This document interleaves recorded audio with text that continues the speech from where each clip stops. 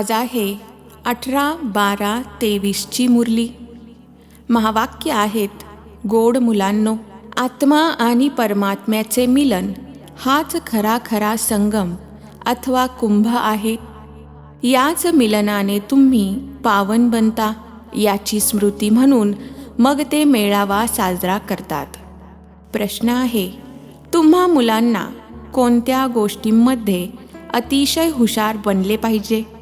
उत्तर आहे, ज्ञानाच्या ज्या नाजूक गोष्टी आहेत त्या समजावून सांगण्यासाठी अतिशय हुशार बनले पाहिजे. युक्तीने ज्ञानमार्ग आणि भक्तिमार्गाला सिद्ध करायचे आहे. असे काही समजावून सांगायचे आहे जसे की उंदीर फुंकर देखील मारतो आणि चावतो देखील. तर अशा सेवेच्या युक्त्या काढायच्या आहेत. कुंभमेळ्यावर प्रदर्शनी लावून अनेक आत्म्यांचे कल्याण करायचे आहे. पतितापासून पावन बनण्याची युक्ती सांगायची आहे. गीत आहे, इस पाप की दुनिया से. ओम शांती. बाबा मुलांना समजावून सांगत आहेत की पापी दुनियेला कलियुगी, पतित, भ्रष्टाचारी दुनिया म्हटले जाते आणि मग पुण्याच्या दुनियेला सतयुगी, पावन, श्रेष्ठाचारी दुनिया म्हटले जाते. परम आत्माच येऊन पुण्यात्मा, पवित्र आत्मा अथवा पुण्याची दुनिया बनवतात.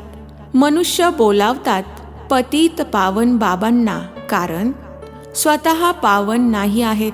जर असे समजतात की पतित पावनी गंगा आहे किंवा त्रिवेणी आहे, तर मग असे बोलावत का आहेत की हे पतित पावन या गंगा किंवा त्रिवेणी तर आहेतच. त्या असताना देखील बोलावत राहतात. तरी देखील बुद्धी परमात्म्याकडे जाते. परमपिता परमात्मा जे ज्ञानाचे सागर आहेत त्यांना यायचे आहे. फक्त आत्मा नाही, परंतु पवित्र जीवात्मा म्हटले जाईल. आता पावन जीवात्मा तर कोणीही नाहीत. पतित पावन बाबा येतातच तेव्हा जेव्हा सतयुगी पावन दुनियेची स्थापना करायची आहे आणि कलियुगी दुनियेचा विनाश करायचा आहे. जरूर संगमयुगावरच येतील. संगमाला कुंभ देखील म्हणतात. त्रिवेणीचा संगम आहे, त्याचे नाव ठेवले आहे कुंभ. असे म्हटले जाते की तिन्ही नद्या एकत्र मिळतात. खरे तर आहेत 2 नद्या. तिसऱ्या नदीला गुप्त आहे असे म्हणतात. तर काय या कुंभमेळ्यामध्ये पतितापासून पावन होतील? पतित पावनला तर जरूर यायचेच आहे. ज्ञानाचा सागर ते आहेत. पतित दुनियेला पावन बनविणे, कलियुगाला सतयुग बनविणे हे तर परमपिता परमात्म्याचेच काम आहे, मनुष्यांचे नाही. ही तर सर्व अंधश्रद्धा आहे. आता आंधळ्यांना काठी पाहिजे. तुम्ही आता काठी बनले आहात. नंबरवार पुरुषार्थानुसार काठ्या देखील वेगवेगळ्या प्रकारच्या असतात. कोणती काठी 100 रुपयाची आणि कोणती 2 रुपयाची सुद्धा मिळते. इथे देखील सर्व नंबरवार आहेत. कोणी तर खूप सर्व्हिसेबल अर्थात सेवा योग्य आहेत. जेव्हा कोणी आजारी पडते तेव्हा सर्जनला बोलवावे लागते. आता ही आहेच पतित दुनिया. तुम्ही पावन बनत आहात असे म्हटले जाते. आत्मा परमात्मा अलग रहे बहुकाल. आणि नंतर जेव्हा परमपिता परमात्मा अनेक आत्म्यांच्या मध्ये येतात तेव्हा त्याला म्हटले जाते संगमाचा कुंभ. मनुष्य कुंभमेळ्यामध्ये खूप दान करतात. टीकामाई होते साधू संतांची आणि गव्हर्नमेंटची. इथे तुम्हाला तन मन धनासहित सर्व काही दान करावे लागते पतित पावन बाबांना. ते मग तुम्हाला भविष्यात स्वर्गाचा मालक बनवितात. ते नाव घेतात त्रिवेणीचे आणि दान देतात साधू संतांना. वास्तविक संगम त्याला म्हणणार जिथे सर्व नद्या येऊन सागराला मिळतात. तिथे सागर तर नाहीये, या तर नद्या आपसात मिळतात. नद्या आणि सागराच्या मिलनालाच खरा खरा मेळावा म्हटले जाते, परंतु याची देखील ड्रामामध्ये नोंद आहे. या मेळाव्यामध्ये गव्हर्नमेंटला देखील रेल्वे, मोटारगाडी, जमीन इत्यादींपासून भरपूर पैसा मिळतो, तर हा कमाई करण्याचा मेळावा लागतो. या गोष्टींचा तुम्ही मुलेच निर्णय करू शकता, कारण तुम्ही आहात ईश्वरीय मतावर. तर कुंभमेळ्याचा अर्थ शोधला पाहिजे. बाबा निबंध देत आहेत. जी सेन्सिबल अर्थात समजदार मुले आहेत त्यांना तयार केले पाहिजे. नंबर 1 सेन्सिबल तर आहे मम्मा आणि दुसरा आहे संजय, ज्यांना वाटण्यासाठी पत्रके बनवावी लागली. ही त्रिवेणी पतित पावनी नाहीये. पतित पावन तर सर्वांचे सद्गती दाता एक शिवबाबा आहेत. त्रिवेणीला तर सद्गती दाता म्हणता येणार नाही. या नद्या तर आहेतच, येण्याची गोष्टच नाही. गातात पतित पावन या, येऊन पावन बनवा. तर अशी पत्रके काढली पाहिजेत. बंधू आणि भगिनींनो, ज्ञानसागर परमात्मा पतित पावन आहेत का नद्या आहेत? या नद्या तर कायमच्या आहेत. परमात्म्याला तर बोलावले जाते येण्यासाठी. वास्तविक पतित पावन तर एक परमात्मा आहेत. आत्माए और परमात्मा अलग रहे बहुकाल. तेच सद्गुरू येऊन सर्वांना सद्गती देऊन परत घेऊन जातात. वास्तविक ज्ञान स्नान तर परमपिता परमात्म्याकडून केले पाहिजे. पावन दुनियेची स्थापना परमपिता परमात्मा करतात. तुम्ही त्यांना जाणत नाही. भारत जेव्हा श्रेष्ठाचारी होता तेव्हा तिथे देही अभिमानी देवता राहत होते. त्याला शिवालय म्हटले जाते. मुलांनी आता कुंभावर जाऊन समजावून सांगण्यासाठी प्रदर्शनी लावली पाहिजे. समजावून सांगायचे आहे, पतित पावन एक बाबाच आहेत. ते म्हणतात की मी येतोच तेव्हा जेव्हा पतितापासून पावन बनवायचे असते, तर प्रतिज्ञा करावी लागते. रक्षाबंधनाचा संबंध भगवंतासोबत आहे, ना की साधू संतांसोबत. प्रतिज्ञा परमपिता परमात्म्याकडे केली जाते, त्रिवेणीजवळ नाही. अहो बाबा, आम्ही तुमच्या श्रीमतावर पावन बनण्यासाठी प्रतिज्ञा करतो. बाबा देखील म्हणतात, मी तुम्हाला पावन दुनियेचा मालक बनवणार. हे आहेत बाबांचे इशारे. यासाठी सेवा करणारे खूप हुशार पाहिजेत. चित्रे देखील आणखी बनवली पाहिजेत.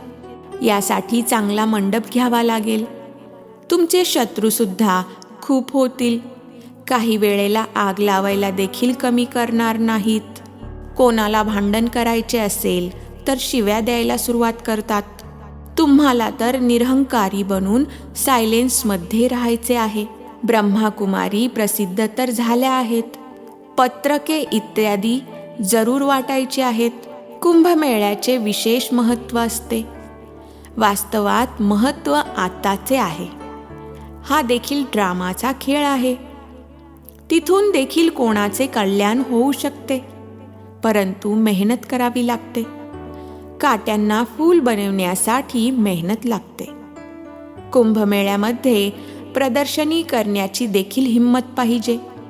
कोणते विघ्न येऊ नये यासाठी ओळख पाहिजे. तुम्हाला सिद्ध करायचे आहे की पतित पावन कोण आहे.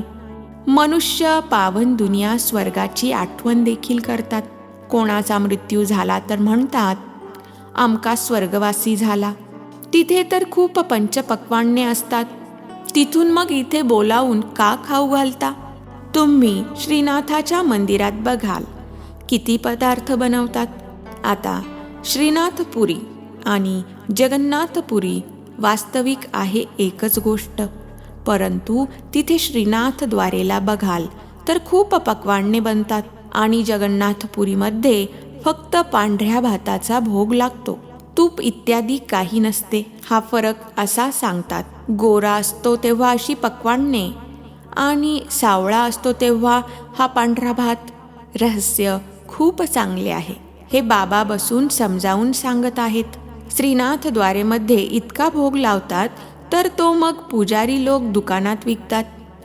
त्यांच्या कमाईचा आधार देखील त्यावरच आहे. फुकटात मिळते आणि मग त्यावर कमावतात. तर बघा किती अंधश्रद्धेच्या गोष्टी आहेत. हा आहे भक्ती मार्ग. ज्ञान मार्ग सद्गती मार्ग आहे. गंगा स्नान केल्याने थोडीच सद्गती होते. अतिशय युक्तीने समजावून सांगायचे आहे. जसा उंदीर फुंकर मारून चावतो. समजावून घेण्यासाठी आणि समजावून सांगण्यासाठी अतिशय हुशारी पाहिजे. किती नाजूक गोष्टी आहेत. मनुष्य म्हणतात की हे परमपिता परमात्मा तुम्हारी गतमत तुम्ही जानो. याचा अर्थ काहीच समजत नाहीत. तुमच्या श्रीमताने जी सद्गती मिळते ती तुम्हीच करू शकता, आणखी कोणी करू शकत नाही. सर्वांचा सद्गती दाता एक आहे. सर्व हा शब्द जरूर घालायचा आहे. समजावून तर खूप सांगितले जाते, परंतु समजणारे तर खूप कमी असतात. प्रजा तर खूप बनत राहते. मनुष्य ईश्वराच्या नावावर खूप दान पुण्य करतात, तर एका जन्मासाठी फळ मिळते. इथे तर 21 जन्मांसाठी मिळते. ईश्वरार्थ दान केल्याने ताकद मिळते. हे ईश्वराला जाणतच नाहीत तर ताकदच राहिलेली नाही. हिंदूंचे गुरु गोसावी तर पुष्कळ आहेत. ख्रिश्चनांचे बघाल तर एकच आहे. एकाचा किती रिगार्ड आहे. रिलिजन इज माइट, अर्थात धर्मामध्ये शक्ती आहे असे म्हटले जाते. आता तुम्हाला धर्म समजला आहे तर किती बळ मिळते. बाबा म्हणतात, मुलांनो, सर्वांना हाच वशीकरण मंत्र द्या.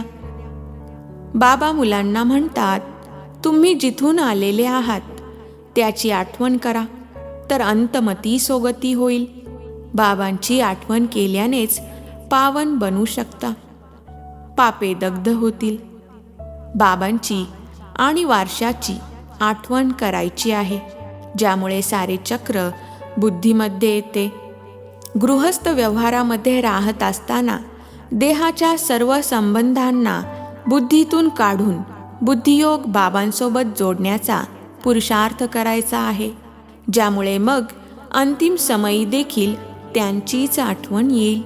आणखी कोणाचीही आठवण आली तर सजा भोगावी लागेल आणि पद देखील कमी होईल. तर वास्तवात कल्पाच्या संगमाला कुंभ म्हटले जाते, जेव्हा आत्मे आणि परमात्मा भेटतात. परमात्माच येऊन राजयोग शिकवतात. ते आहेत पुनर्जन्मरहित, परंतु मुले देखील समजत नाहीत. श्रीमतावर चालत नाहीत तर बेडा अर्थात जीवनरूपी नाव पार कशी होणार. बेडा पार होणे म्हणजे राजाई पद प्राप्त करणे. श्रीमतानेच राजाई मिळते. श्रीमतावर चालत नाहीत आणि मग शेवटी नाहीशे होतात. सजण्या त्याच सोबत येतील ज्यांचा दिवा अर्थात आत्मज्योत जागृत असेल. ज्यांचे दिवे विझलेले आहेत ते सोबत थोडेच येणार, अनन्य मुलेच येतील. बाकी तर पाठीमागून नंबरवार येतील, परंतु पवित्र तर सर्वच जण बनतील. सर्व आत्मे देखील एकसारख्या ताकदीचे असू शकत नाहीत. प्रत्येक आत्म्याचा पार्ट आपला आपला आहे. एक समान पद मिळू शकत नाही. शेवटी सर्वांचा पार्ट स्पष्ट होईल. किती मोठे झाड आहे, किती मनुष्य आहेत. मुख्य तर ज्या मोठ्या मोठ्या फांद्या आहेत त्या निदर्शनास येतील. मुख्य आहे फाउंडेशन. बाकीचे तर नंतर येतात, त्यांच्यामध्ये ताकद कमी असते. सर्वच स्वर्गामध्ये येऊ शकत नाहीत. भारतच स्वर्ग होता असे नाही की भारताच्या ऐवजी जपान खंड स्वर्ग बनेल, असे होऊ शकत नाही. अच्छा, गोड गोड बाप दादा अथवा मातपित्याच्या लाडक्या सिखिलध्या ज्ञान सिताऱ्या मुलांप्रती प्रेमपूर्वक आठवण आणि सुप्रभात. आत्मिक पित्याचा आत्मिक मुलांना नमस्ते. आम्हा आत्मिक मुलांचाही आत्मिक पित्याला नमस्ते. रात्री क्लास 24/4/68. मुलांना समजावून सांगितले गेले आहे, इतर धर्मस्थापक काही सर्वांचे कल्याण करू शकत नाहीत. ते येतात आणि सर्वांना घेऊन येतात. जे लिबरेट करून मार्गदर्शन करतात त्यांचेच गायन आहे. ते भारतातच येतात तर भारत सर्वात श्रेष्ठ देश झाला. भारताची खूप महिमा करायची आहे. बाबाच येऊन सर्वांची सद्गती करतात, तेव्हाच शांती होते. सृष्टीच्या आधी अर्थात सुरुवातीला विश्वामध्ये शांती होती. स्वर्गामध्ये एक धर्म होता, आता अनेक धर्म आहेत. बाबाच येऊन शांती स्थापन करतात, कल्पापूर्वीप्रमाणे करतात. तुम्हा मुलांना ज्ञान मिळाले आहे तर विचार सागर मंथन चालते, आणखी कोणाचेही चालत नाही. हे देखील तुम्ही समजता.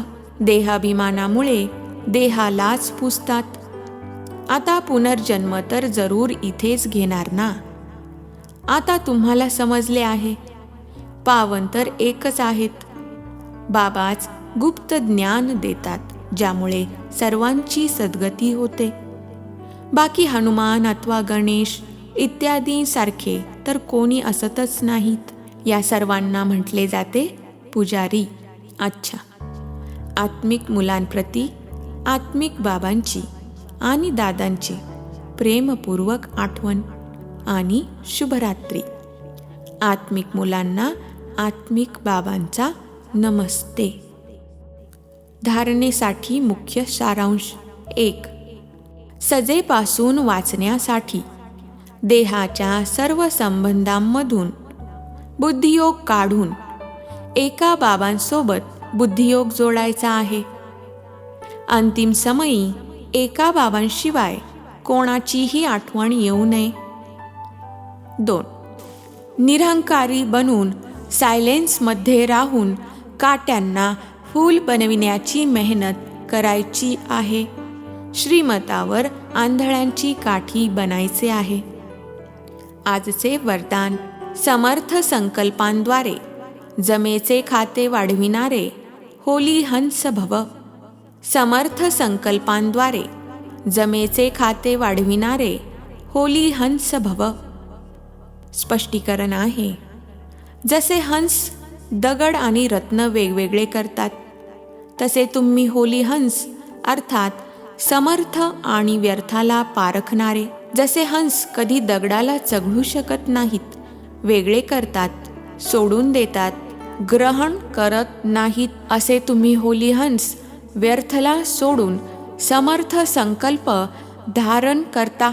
व्यर्थ तर बराच काळ ऐकलेत, बोललात, केलेत, परंतु त्याचा परिणाम म्हणून सर्व काही गमावलेत.